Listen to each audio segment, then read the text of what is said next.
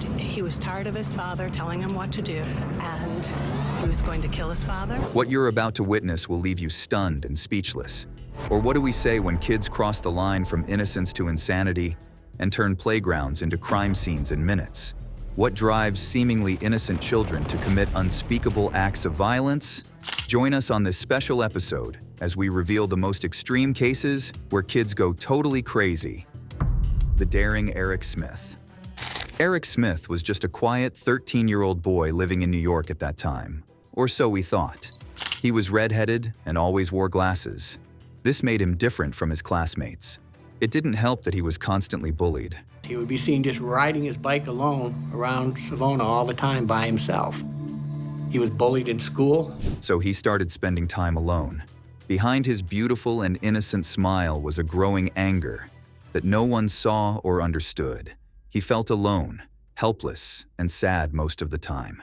One day, during the summer, Eric met Derek, a 4-year-old heading toward the same camp as him. Smith saw young Robbie and lured him into a quiet, shadowed area in the woods nearby.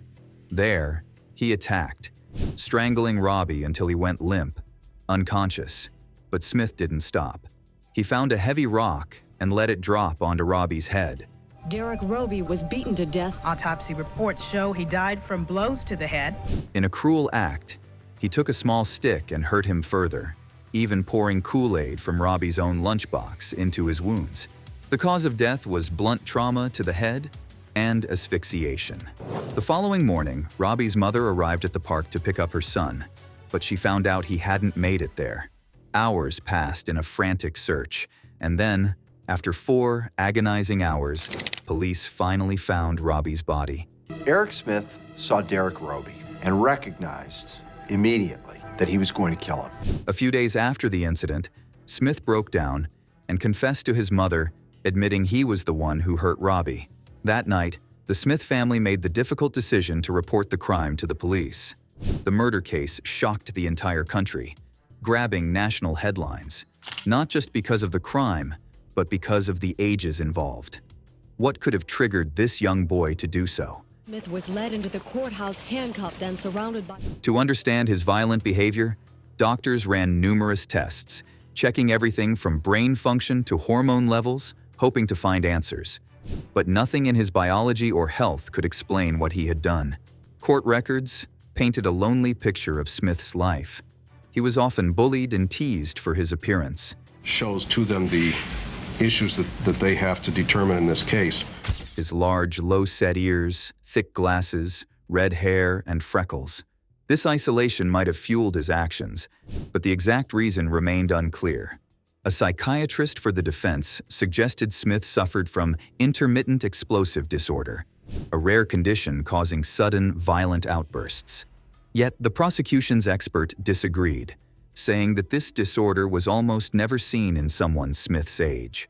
Instead, they diagnosed him with attention deficit hyperactivity disorder, but this too failed to fully explain the rage that had surfaced in him. On August 16, 1999, Eric Smith was found guilty of second-degree murder. So you find the defendant guilty of murder in the second degree? Yes. Months later, on November 7th, he was sentenced to the harshest punishment possible for a juvenile at the time, 9 years to life in prison. Smith spent 27 long years behind bars, and during those years, he grew from a boy into an adult. I became the individual who dished out pain to someone who didn't deserve it. Finally, in October 2021, after countless parole hearings, Smith was granted his release. Initially set for November 17, 2021, his release was delayed as authorities searched for an approved residence for him. Eventually, on February 1, 2022, Smith was released, stepping into a world much different from the one he left behind as a teenager. Eric Smith was released from prison after being locked up for 28 years. Moving on, Eric's case is just the beginning. Next, we'll dive into the story of a troubled American teenager whose unexpected, violent spree shocked everyone. The troubled Kip Kinkle. The Thurston school shooting on May 21st, 1998 is arguably the worst crime our community ever suffered through. Kip Kinkle was just 15 years old when he committed this crime. At the first instance, he looked like an average student who enjoyed doing what most people his age did. But he was struggling academically and socially, and he was drawn to firearms. This fascination had extended to explosives. Kip started creating homemade bombs, mainly using gasoline, and would detonate them at a nearby quarry to release his growing anger. Book about building bombs, and in fact, I think he even did a report using that book. Kip's father, William, wanted to steer his son away from violence, but eventually enrolled Kip in gun safety courses. Still, just 15, Kip was gifted a 9mm Glock handgun and a .22 caliber rifle, which he would use for target shooting with his dad. William even passed down his own childhood .22 rifle to Kip, with Kip's mother, Faith, reluctantly approving after his psychologist gave her emotional permission to allow it. In high school, Kip was often labeled as strange or morbid by his classmates, some even calling him psychotic. He frequently talked about wanting to experience violence firsthand and dreamed of joining the U.S. Army after graduation. Once, he shared a how-to speech about bomb making in his speech class and set off stink bombs in classmates' lockers. Concerned, Kip's parents enrolled him in anger management. They had him evaluated by a psychologist, Dr. Jeffrey Hicks, who diagnosed Kip with depression and started him on Prozac. The sessions lasted 6 months, and Kip appeared to improve. He and his parents decided to end the therapy, but when Kip ran out of his Prozac prescription, he didn't renew it. Soon after, Kip began experiencing paranoid delusions. He believed the government had implanted a computer chip in his brain, and he became convinced that a foreign invasion was imminent. He described hearing 3 distinct voices. Voice A pushed him toward violent actions. Voice B bombarded him with insults, and Voice C echoed what the other voices said. Kip believed he was being punished by a higher power and felt tormented by these voices. Eventually, Voice A would lead him down a dark path, urging him to take his parents' lives and later carry out a horrific attack at his school. On May 20th, 1998, Kip Kinkle's day took a dark turn. That morning, he was found with a loaded, stolen gun on school grounds. The weapon, a .32 caliber Beretta, had been swiped by one of Kip's friends, who sold it to him the night before for $110. Kip brought the loaded pistol in a paper bag and hid it in his locker. But when the original gun owner noticed it missing, he reported the theft to the police and gave them a list of students who might have taken it. Though Kip wasn't on the list, the school quickly became suspicious and decided to question him. When asked about the weapon, Kip surprised everyone by admitting outright, "Look, I'm gonna be square with you guys. The gun's in my locker." He was immediately suspended and arrested, along with his friend, who helped him get the gun. Later that day, Kip was released from custody and picked up by his father, who was furious and disappointed. On the drive home, Kip's father warned him that if he didn't turn his life around, he'd be sent to military school. But as his father spoke, Kip barely understood the words. The voices in his head had grown louder, drowning everything else out. Later in the afternoon, he took his Ruger rifle from his room and loaded it with ammunition stored in his parents' bedroom.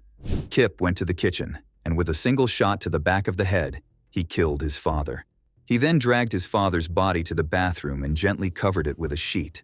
Later that evening, when his mother arrived home, Kip met her in the garage.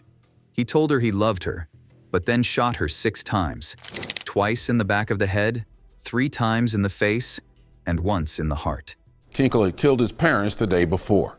He moved her body across the floor and covered her, just as he had done with his father. The following day, Kip played the haunting piece Liebestod, the final aria from Wagner's Tristan und Isolde, over and over on the family's sound system, filling the house with the intense, dramatic opera. When the police arrived at the home, the music continued to play on repeat, setting an eerie backdrop to the tragic scene. This was too big. It was too much. I couldn't take in what I was seeing. On a coffee table, police found a note from Kip. He explained his reasons for the murders, saying, "I just got 2 felonies on my record, My parents can't take that. It would destroy them. The embarrassment would be too much for them. They couldn't live with themselves. His note also hinted at his mental turmoil. My head just doesn't work right. God damn these voices inside my head. I have to kill people. I don't know why. I have no other choice. Kip Kinkle drove his mother's Ford Explorer to his high school, wearing a long trench coat to hide 5 weapons he'd brought along. 2 hunting knives, a rifle, a 9mm Glock 19 pistol, and a .22 caliber Ruger Mk2 pistol. He had over 1,000 rounds of ammunition with him. Kip parked 2 blocks away and jogged to the campus. When he reached the patio, he fired 2 shots, fatally injuring 16-year-old Ben Walker and wounding another student. Kip continued into the crowded cafeteria, I'll get the medicine there, where 300 students were gathered. I never expected it to be in my school, never, but it happened. It happened. And fired 48 rounds, wounding 24 students and killing 17-year-old Mikael Nicolason. In total, Kip fired 51 rounds, striking 37 students and killing 2. Killing 2 and wounding 25 others. When his rifle ran out of ammunition, Kip tried to reload, but a wounded student, Jacob Riker, bravely tackled him. Several others jumped in to help. Kip drew his Glock and managed to fire 1 more shot, wounding Riker again and injuring another student. Kip then yelled, "Just kill me!" before the students held him down until the police arrived. Once in custody, Kip retrieved a hidden knife and attacked a police officer, begging them to shoot him. Still, the officer subdued him with pepper spray. Tragically, Mikael died at the scene, while Ben passed away later in the hospital. Riker, who had a lung injury, recovered fully and was later awarded the Boy Scouts of America Honor Medal with crossed palms for his bravery in stopping Kip that day. In jail, Kip Kinkle was put on suicide watch. At first, he tried to take his life by refusing food, but when his sister, Kristen, began visiting him, he stopped, wanting to stay strong for her. When she had to leave the state to finish college, Kip decided not to continue his attempts because he didn't want her to worry or rush back home. During his sentencing, the defense brought in mental health experts to show Kip's struggles with his mind. You weren't dressed like that when you came to school. You weren't dressed like this when you came to school.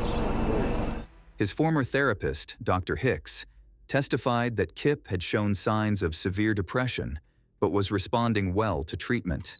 Kip's parents had ended his sessions after he seemed to be improving. Just before his trial, on September 24, 1999, Kip made a surprise decision. 3 days before the jury selection, he pled guilty to murder. He attempted murder, giving up the chance of claiming insanity.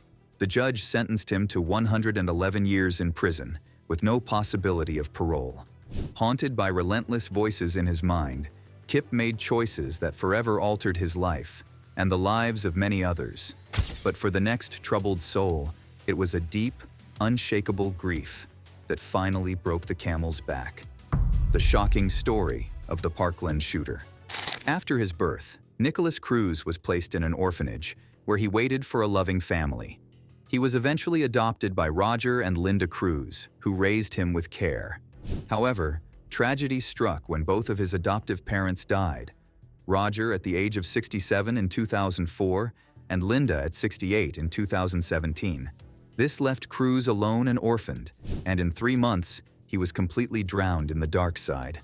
After losing his mother, Cruz lived with various relatives and friends. He tried to find purpose in his studies. He was an active member of the Junior Reserve Officers Training Corps, receiving several awards, including recognition for his academic achievements, maintaining an A grade in JROTC and Bs in other subjects, as reported by CNN. Cruz also participated in his school's varsity air rifle team, showing his dedication and skill. Before he completely lost it, he was working hard to better his future. He was enrolled in a GED program and held a job at a local Dollar Tree, where he was a friendly and hardworking employee. But that was not enough. On September 24, 2017, a person using the username Nicholas Cruz left a chilling comment on a YouTube video. They wrote, "I'm going to be a professional school shooter. The uploader of the video quickly reported this alarming comment to the FBI. Agent Robert Lasky stated that the agency looked into the databases but could not find out who made the threatening remark. Then, on January 5, 2018, just a few weeks before the tragic shooting, the FBI received another tip. This time, it came from someone who knew Cruz well, but nothing was done. On the afternoon of February 14, 2018, at Marjorie Stoneman Douglas High School in Parkland, Florida, Nicholas Cruz arrived at the school just 20 minutes before school was set to dismiss for the day. Inside his backpack was a powerful AR-15 style semi-automatic rifle and several magazines. A campus monitor noticed Cruz and radioed a colleague, saying he was walking purposefully toward Building 12, where many students were. However, the monitor did not call for a code red lockdown. The school's rules did not clearly explain who could order a lockdown, and staff had been trained to wait until they saw a gun or heard gunshots before taking action. Cruz entered Building 12, a large 3-story structure with 30 classrooms filled with around 900 students and 30 teachers. Once inside, he quickly assembled his weapon at the bottom of a stairwell near the first-floor classrooms. While doing this, he was approached by a student named Christopher McKenna. Cruz ominously warned him, "You'd better get out of here. Something bad's about to happen." McKenna immediately ran away and alerted the school staff about the danger. Cruz then moved into the first-floor hallway, where he saw 3 students, Martin Anguiano, Gina Montalto, and Luke Hoyer, standing outside classroom 1215. In a horrifying moment, he shot all 3 students, killing them. Another student, 15-year-old Ashley Baez, was injured in her upper leg during the chaos. Cruz then fired through the windows of 4 closed classroom doors, tragically killing 6 more students and wounding 13 others. 2 staff members also lost their lives on the first floor of the building that day. The sounds of gunshots echoed loudly through the hallways of Marjorie Stoneman Douglas High School. Now, this as chilling images emerge of the accused shooter inside Marjorie Stoneman Douglas High School during the attack, triggering the fire alarm and causing panic among students and teachers. Earlier that day, there was a fire drill, and so many were confused and unsure of what to do. The classrooms did not have safe hiding spots known as hard corners. Many students couldn't find shelter because furniture blocked the potential safe areas. As the chaos continued, a code red lockdown was not called right away. School employees were confused about who had the authority to make that decision. Finally, a staff member activated the lockdown after discovering a victim's body and hearing gunfire. An armed school resource officer from the Broward County Sheriff's Office was present on campus, but remained outside, unsure of what to do as the horror unfolded inside. After Cruz shot 2 staff members near the first-floor staircase, he moved to the second floor, where he fired into 2 empty classrooms. On the third floor, he shot and killed 5 students and another staff member who were stuck in the hallway. 3 other students and 1 teacher were also injured during this terrifying time. Cruz then entered a teacher's lounge and tried to shoot out the strong hurricane-resistant windows that faced the yard below, hoping to hit students and staff trying to escape. However, his attempts failed. After the shooting stopped, possibly because his weapon malfunctioned, Cruz dropped his rifle on the 3rd floor and slipped out of the building, blending in with the fleeing students. In total, 17 lives were lost that day. 14 were students and 3 were teachers. The police finally caught up with Nicholas, just 2 miles from Marjorie Stoneman Douglas High School in the Wyndham Lakes neighborhood, Coral Springs. They arrested him as the suspected shooter. Cruz was then taken to a hospital emergency room because he was breathing heavily. After about 40 minutes, he was released back into police custody and taken to the Broward County Jail. The shooting lasted only 6 terrifying minutes, and all of the victims were shot within 4 minutes. School surveillance cameras clearly showed Cruz as the shooter, and many eyewitnesses recognized him immediately. During his trial, this young boy was also checked thoroughly for any case of mental health issues, and this showed that he had a history of behavior problems and emotional instability. In the end, he was found guilty of all charges and given a life sentence in prison with no chance of parole. Next, we will look at the sad story of another teenage boy whose actions shocked the nation, leading to questions about why young people commit violence. The chilling case of Charles Starkweather. At just 19 years old, Charles Starkweather became infamous for a series of events that led to the tragic loss of 11 lives. Growing up in a deeply troubled home, Charles often felt invisible. His parents constantly argued, leaving him feeling neglected and unloved. In school, he faced more struggles. Academics were challenging for him, and he often felt like an outsider. This sense of not belonging weighed heavily on Charles, fueling a deep frustration and simmering anger that would later shape his path in life. Charles got on the wrong path when he was just 18 when he crossed paths with 13-year-old Carol Ann Fugate. Starkweather dropped out of high school during his senior year and found a job at a newspaper warehouse close to Fugate's school, just so that he could see his new girlfriend every day after school. Starkweather even taught Fugate how to drive. But one day, she accidentally crashed his father's car. This made Starkweather's father very angry, and he kicked Starkweather out of their home. After that, Starkweather took a job as a garbage collector. As time went on, Starkweather began to see the world darkly. He believed that his unhappy situation would control the rest of his life. He felt he had to satisfy his basic needs and gain power over others. He even started to plan bank robberies, forming a chilling philosophy. Dead people are all on the same level. Late on a chilly night, November 30th, 1957, Charles went to a gas station in Lincoln, hoping to buy a stuffed animal. Still, the attendant, Robert Culvert, wouldn't let him have it on credit. Frustrated and fuming, Charles returned to the station several times, each time buying small things, but his mind was set on more. Finally, he came back with a shotgun, forcing Culvert to hand over $100 from the cash register. He then drove the frightened attendant to a deserted spot. There, the two struggled over the gun, and Culvert was hurt. In the end, Charles fired several fatal shots, ending Culvert's life. This dark moment would be the start of a series of tragic events. On January 21st, 1958, Charles went to Carol's house despite her family's dislike for him. When Carol's mother, Velda, and her stepfather, Marion Bartlett, told him to leave, Charles lashed out. He fatally shot both of them, then tragically took the life of their 2-year-old daughter, Betty Jean, using a club. He hid their bodies in an outhouse and chicken coop behind the house, trying to cover his tracks. Starkweather claimed Carol was there the entire time, but she later said she arrived to find Charles waiting with a gun. He told her that her family was being held hostage, saying they'd be safe only if she cooperated. Carol reluctantly placed a note in the window. "Everybody is sick with the flu," to keep neighbors from checking in. They stayed in the house together until January 27th, when Carol's grandmother grew suspicious and called the police.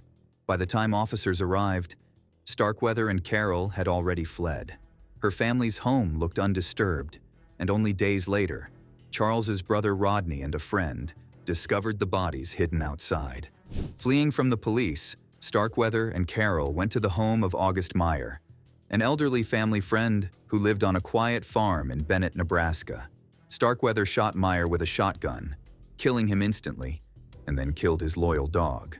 When their car got stuck in the mud, they abandoned it and flagged down a young couple, Robert Jensen and Carol King, who offered them a ride. But Starkweather forced the teens to drive to an empty storm cellar where he shot Jensen in the back of the head. Then he turned to Carol, who resisted his advances. Enraged, he killed her too, though later he claimed it was Carol who pulled the trigger. Carol denied it, saying she stayed in the car, terrified. Together, they took Jensen's car and fled Bennett, leaving a trail of devastation behind them. Charles and Carol drove to an upscale neighborhood in Lincoln, Nebraska, where they entered the grand home of industrialist Chester Lauer Ward and his wife Clara. Inside, they found the maid, Ludmila Lillian Fengsel. Starkweather, determined to leave no witnesses, brutally stabbed the maid, leaving her lifeless in the house. Then, he waited in the shadows for the Wards to return. When Chester Ward's wife, Clara, arrived alone, Starkweather was ready. He silenced the family dog, breaking its neck so it wouldn't bark and alert anyone. He then attacked Clara, stabbing her repeatedly. Starkweather later claimed that he only threw a knife at her, and that Fugate was the one who had stabbed her multiple times, ending her life.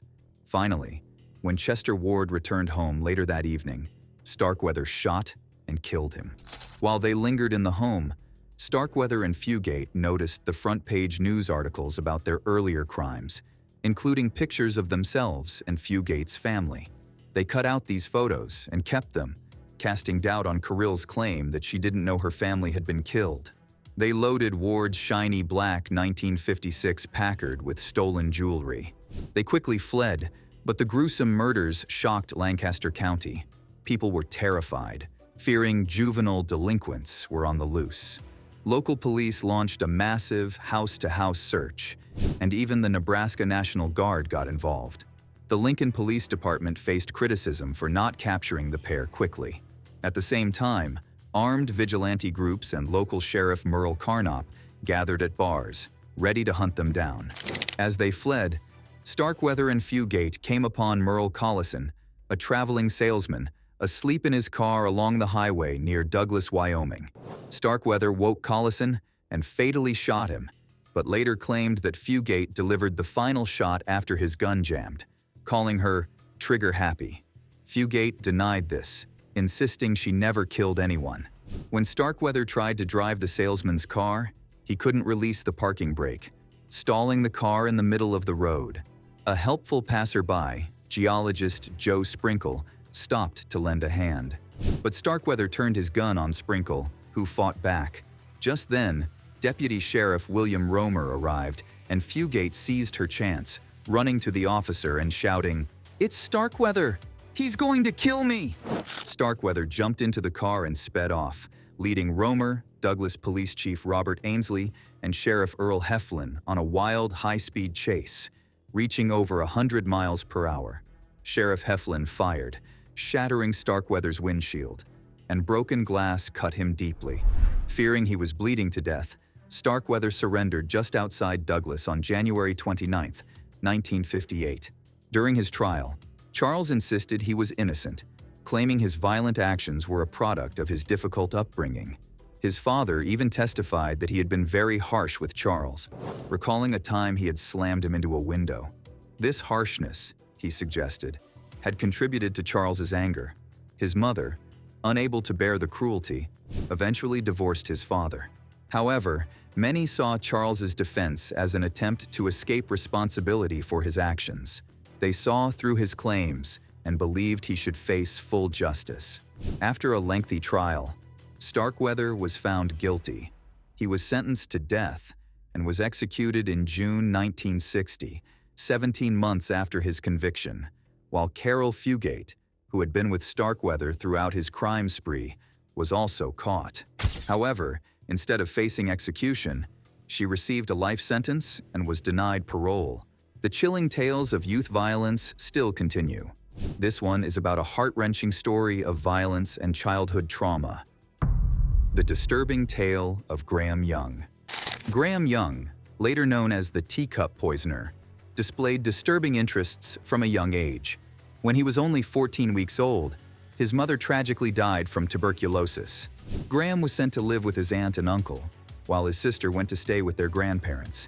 Years later, after his father remarried, the family was reunited, but this didn't erase the shadow of his early loss. From a young age, Graham was drawn to poisons and their mysterious effects. He admired Victorian poisoner William Palmer and read all he could about black magic, Hitler, and Nazi Germany. In 1959, at John Kelly Boys School, Graham dove into books on advanced toxicology, building a disturbing level of knowledge for someone his age. In early 1961, Graham managed to get his hands on antimony from a local chemist by pretending to be older, signing the poisons register as M.E. Evans. Soon after, strange illnesses began to spread through his household. His stepmother, Molly, was the first to suffer, enduring painful vomiting, diarrhea, and terrible stomach pain, which she thought were just bilious attacks. Then, his father was struck with severe cramps that left him weak for days. Over the summer, his sister also became sick on and off, and eventually, Graham himself fell mysteriously ill. Oddly, it wasn't just Graham's family that was suffering. Some of his school friends also started missing days due to similar painful symptoms. Unbeknownst to anyone, Graham's secret experiments with poisons were beginning to take a chilling toll. In November 1961, Graham's sister, Winifred, was served a cup of tea by him one morning. She took a sip, but found it so sour that she quickly spit it out and threw the cup away. An hour later, while riding the train to work, she began to hallucinate and needed help getting out of the station. Winifred was rushed to the hospital, where doctors determined that she had somehow been exposed to a poisonous plant called Atropa belladonna. When their father confronted Graham about Winifred's strange illness, he claimed that she had been using the family's teacups to mix shampoo. His father searched Graham's room but didn't find anything suspicious. Still, he warned his son to be careful when messing about with those bloody chemicals. On Easter Saturday, April 21, 1962, tragedy struck when Graham's stepmother died. Doctors attributed her death to a prolapsed cervical disc from a road accident. However, years later, Graham confessed to the police that he had poisoned her with a deadly substance called thallium. At her wake, he went even further by poisoning a male relative after secretly lacing a jar of a mustard pickle with antimony. Shortly after these events, Graham's father fell seriously ill and was hospitalized. Doctors discovered he was suffering from antimony poisoning and warned that another dose could have killed him. Graham's aunt, aware of his unusual fascination with poisons, grew suspicious, as did a science teacher who found several bottles of poison hidden in Graham's school desk. The teacher, alongside the headmaster, arranged for Graham to meet with a psychiatrist, pretending to be a careers advisor. During their conversation, Graham shared his extensive knowledge of poisons and toxicology, prompting the psychiatrist to contact the police, and he was arrested after returning home from school. Police found vials of thallium and antimony in his possession. During questioning, he confessed to poisoning his father, stepmother, sister, and school friend. Psychiatrist Dr. Christopher Fish testified that Graham had a psychopathic disorder rather than a mental illness, and had failed to develop an ordinary moral sense. He expressed concern that Graham was extremely likely to reoffend. He recounted a chilling conversation where Graham said, "I am missing my antimony. I miss the power it gives me." Dr. Fish recommended that Graham be detained at Broadmoor Hospital in Berkshire, an institution for individuals with mental disorders who have committed crimes. I know that when it comes to crime, the myth can take over from the reality. Another psychiatrist, Dr. Donald Blair, agreed with this assessment. Graham Young pleaded guilty to 3 charges of poisoning: his father, sister, and a school friend. The court found him guilty of malicious administration of a noxious thing to inflict grievous bodily harm. However, he was not charged with murdering his stepmother because her autopsy report did not mention poison as the cause of her death. The judge, Justice Melford Stevenson, delivered his sentence with a severe expression. He decided that Graham should be detained under Section 60 of the Mental Health Act at Broadmoor, a secure hospital for those with mental health issues. The judge made it clear that Graham would only be allowed to leave for at least 15 years if he received special permission from the Home Secretary. This ruling left many feeling that justice had been served. Still, they worried about what might happen when Graham eventually left. At just 14 years old, Graham Young became one of the youngest inmates ever at Broadmoor Hospital. Shortly after he arrived, a fellow inmate named John Barrage died from cyanide poisoning. Many staff members and inmates began to suspect Graham, especially since he loved to talk about how cyanide could be extracted from the nearby laurel bushes that surrounded the grounds. Despite the whispers and suspicions, no one could prove Graham's involvement, and Barrage's death was officially labeled a suicide. Strange things continued to happen at Broadmoor. One day, Harpic cleaner was found in a nurse's coffee, and a packet of sugar soap mysteriously disappeared, only to be found in a tea urn. These incidents kept the staff on edge. While at Broadmoor, Graham kept reading voraciously. He devoured medical and toxicology books from the library. His fascination with Nazism also grew as he read The Rise and Fall of the Third Reich and The Scourge of the Swastika. He even grew a toothbrush mustache.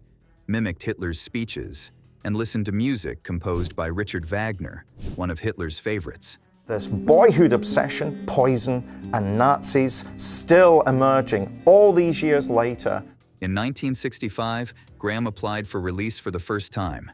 His father and sister attended the tribunal and expressed their deep fears about his release. They made it clear that they did not want him back in their lives, and his father insisted that Graham should never be released. As a result, his application was rejected. 5 years later, in June 1970, a Broadmoor psychiatrist named Edgar Udwin wrote to the Home Secretary, suggesting that Graham should be released. He claimed that Graham was no longer obsessed with poisons, violence, and mischief, and posed no danger to others. However, in a chilling moment, Graham told a nurse, "When I get out, I'm going to kill one person for every year I've spent in this place." And indeed, she kept to his promise as he went. Eventually, Graham was released after spending more than 15 years of his life in a heavily guarded psychiatric facility. But he still did not stop there. His past actions and the darkness of his youth followed him for the rest of his life. At the place where he was working, he continued this crime of poisoning and poisoned his colleagues. This earned him another time in prison. He spent the most part of his life in prison before he died of a heart attack. In this latest case, just as Graham spiraled into darkness, the next child did the same, only at an even younger age. Mary Bell's curious mind. Mary Bell's early life was harsh and heartbreaking, very different from the childhood most kids have. Her mother, Betty, was often gone, spending time with other men. This left Mary and her siblings in the care of her father when he was around. Mary was born when Betty was just 17, and her real father's identity remained a mystery. For most of her young life, Mary believed William Bell, a man with a troubled past and harsh temperament, was her father. Mary's aunt, Isa, remembered that Betty didn't even want to hold Mary when she was born, telling the doctors to take her away. From a young age, Mary faced dangerous situations with her mother. In one instance, Betty gave Mary sleeping pills and then dropped her out of a window, making it look like an accident. Mary became a killer because of the horrible things she was subjected to at the hands of someone who was supposed to love her. In another attempt, Betty tried to give Mary away to a mentally ill woman desperate for a child. Fortunately, Mary's older sister, Catherine, bravely traveled across the city of Newcastle to bring Mary back. Despite her mistreatment, Betty refused to let anyone else raise Mary. Sadly, one of the darkest moments in Mary's life came when her mother blindfolded her and forced her into uncomfortable situations with strangers. These experiences deeply scarred Mary, and it began to show in her behavior. At both home and school, her actions frightened others. Mary's moods would shift rapidly, from cheerful to angry in seconds. She also wet the bed, which embarrassed her. But it was her violent behavior that worried people most. Mary would often get into fights with boys and girls alike, and on several occasions, she tried to choke or suffocate other children during playtime. One day, Mary shoved sand into another little girl's mouth, trying to stop her from breathing. Soon, other children became so afraid of her that they started to avoid her. Mary ended up spending most of her time with Norma Joyce Bell, a 13-year-old girl who lived next door. Although they shared the same last name, they were not related. Norma became Mary's closest friend, and the two would often play together in the neighborhood. By 1968, the children at Delaval Road Junior School had grown used to Mary's odd behavior. They knew trouble was near whenever she started shaking her head and staring intently at someone, her next target. 14 days later, just one day before her 11th birthday, Mary Bell entered an old, empty house on St. Margaret's Road, where she found 4-year-old Martin Brown playing alone. Tragically, Mary strangled Martin in one of the empty upstairs rooms, alone and seemingly unaware of the true weight of her actions. How can that child take another life? It's just unfathomable. Later that day, 3 children playing nearby found Martin's small body lying on his back, with his arms stretched above his head. They discover a boy's body lying in front of a window with his arm outstretched. The scene was confusing. There were no clear signs of injury, just a few small spots of blood and some foam around his mouth. A kind local worker named John Hall rushed over and tried his best to save Martin, performing CPR, but it was too late. Martin was gone. Martin Brown's body was subject to autopsy. There was absolutely nothing there. As John tried to help little Martin, Mary and her friend Norma appeared at the door, watching quietly until they were told to leave. The two girls then ran to Martin's aunt's house and told her that Martin had passed away. On Mary's birthday, she and Norma broke into a nursery on Woodland Crescent. They climbed up on the roof, peeled away some tiles, and slipped inside. Once inside, they made a terrible mess, tearing up books, flipping desks, and smearing bright poster paint and ink everywhere. When the staff arrived the next day, they were stunned by the mess and called the police, who found something very strange. 4 notes left behind that seemed to brag about the sad death of little Martin Brown. Just 2 days later, right before Martin's funeral, Mary and Norma went to his mother, June's house.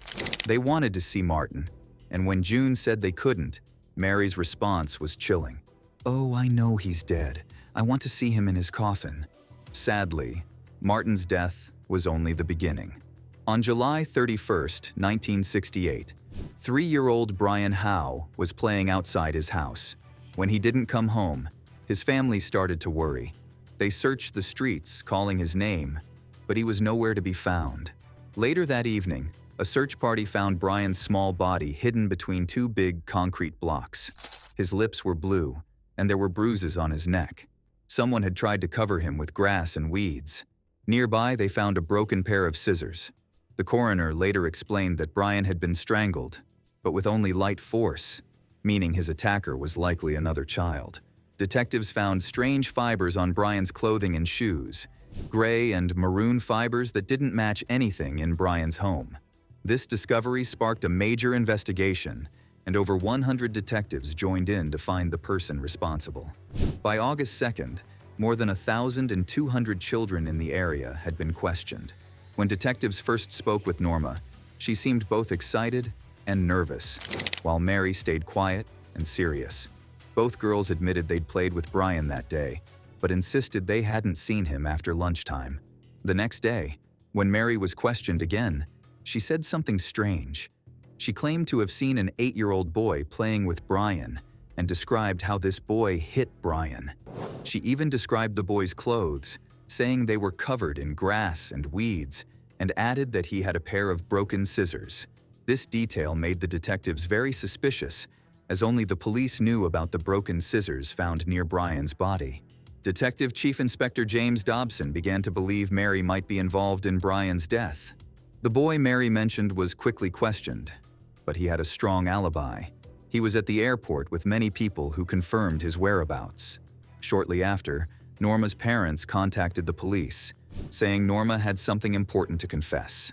In her confession, Norma told DCI Dobson that Mary had taken her to see Brian's body, explaining how she had strangled Brian and said she enjoyed it.